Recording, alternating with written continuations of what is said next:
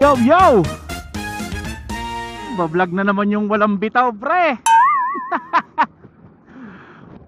What's up mga sob? Kamusta kayo? Sana lagi kayong nasa mabuting kalagayan at ang inyong pamilya. Naksumumpucha, oh. Kala mo naman talaga no? Woo! Kaya lang mga tropa, meron tayong pupuntahang isang matindi, Brad. Ano lang to, paresan. Pero ito yung mga pares na gala. Pupunta tayo dyan sa may bandang Kabihasnan. Tuturo ko sa inyo. Solid dyan, solid. Nagkayaan lang mga kaibigan natin, mga tropa at mga apports. Wow! Diba? Para naman sumaya-saya. At syempre para mabusog. Diba? Currently nandito tayo ngayon sa Okada. Okay? Sasabihin ko naman kung nasan tayo banda, saan tayo lulusot para naman makita nyo rin kung saan ba talaga tong sinasabi kong paresan. Diba? Speaking of paresan, matagal na tayong nagkakakain dyan sa mga ganyang pares na gala. Medyo naglaylo lang tayo ng konti. Oo. Dahil yung paa natin medyo namamaga. Kain ka lang. Pero syempre, kasamahan mo ng konting moderation. Diba? Hindi kagaya ng mga kakilala ko ito mga kakilala ko lang. Kakilala ko lang to. Kung i-mention mo dito sa video ko kung sino yan, ikaw na bahala. Meron talaga dyan, Brad, na siguro halos araw-araw. Sa limang araw na pinasok nila, 5 araw din silang kakain doon. Dahil ba wala silang choice or ano? Tingin ko hindi. Masarap talaga yung pares. Lalo na dito sa pinupuntahan namin, masarap talaga. Diba? Siguro paano ko nalaman? Ano lang to, turo lang sa akin to ng tatay ko kasi yung tatay ko po jeepney driver yan. Okay.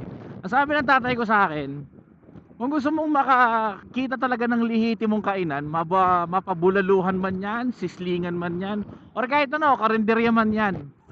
Ang unang-una mo daw titignan sa isang tindahan, number 1 kung maraming tao. Okay? Pero ang higit sa lahat, dahil ang tatay ko po ay jeepney driver, itong kainan na to na tinuro niya sa akin somewhere in Kalayaan Avenue, madami talagang jeepney driver. Mga taxi driver pa nga dati nung una kong punta doon, taxi driver, jeepney driver, tsaka tricycle driver, doon kumakain. Ano ibig sabihin? Ibig sabihin nun, masarap. Pangalawa, mura. Diba? Kung malinis o hindi, bahala na kayo. Depende na yan sa tiyan nyo kung paano nyo atimin yun or kung paano magre-react yung tiyan nyo. Pero para sa akin, dahil sa sinabi ng tatay ko na lihiti mo naman talaga, lihiti mo jeepney driver ng Project 4 Quezon City yan, Project 4 Cubao, Pito Ason, shout out sa inyo, di ba? Yun yung mga batayan ng tatay ko. So ayun, update lang. Andito na tayo sa saan ba tayo? Papunta ng Marina to eh. Ito yung mga taga Cavite Las Piñas, ito yung dinadaanan nila. Ito yung pakaliwa, papunta to ng papunta ng Cavitex. Kasi ito yung isang daanan papunta ng Bulungan, yung Bulungan Palengke. Ito yun, tingnan nyo na lang, sundan nyo na lang siguro. Ikot-ikot ko na lang yung video mamaya para makita nyo kung saan tayo. Ay, nako. Dami ko nang nakwento, no? Daming ebas. Siguro ganoon talaga pag gutom ka na.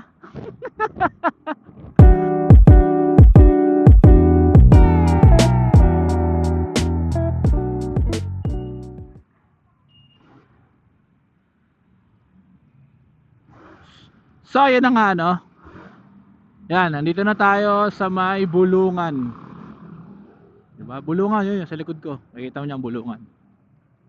Palengke yan, kung hanap mo mga seafoods, dami dyan sa loob. Tapos meron tayong papasukin dito na service road siya. Mamaya makikita nyo, matatanaw nyo yung yung Cavitex o yung coastal. Cavitex ba? Coastal, pero alam ko coastal pa ata yan. pa lang ngayon. Hindi mo pa alam yung coastal mo. Basta yung may tambo dyan. Sa ilalim yun ng ano, ng Naiya X, may tambo. Buong kalye yun na tambo. So dire-diretsuhin mo lang yun hanggang makarating ka sa may Kabihasnan. Diba? May tatawirin ka pang intersection doon, tapos sa ilalim ng tulay, mamaya makikita nyo naman. Oo nga, sabi ko nga diba, paulit-ulit, makikita nyo nga rin yan. Relax lang kayo. Diba? Makakakain din tayo. Okay? Makakakain tayo. Okay, mag-alala.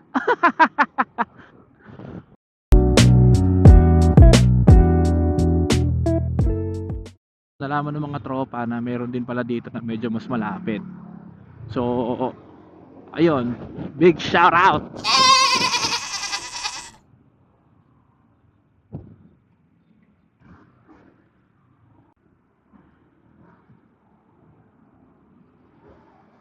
So anyways, alam ko pwedeng kumanan dito eh. Pwedeng kumanan dyan, boss. O yan, dito na tayo sa may Kabihasnan. Kakanan lang kayo dito. Kung nakita nyo itong Jollibee na to, yan, dire-diretso lang. O, di ba? Diretso lang kayo dyan.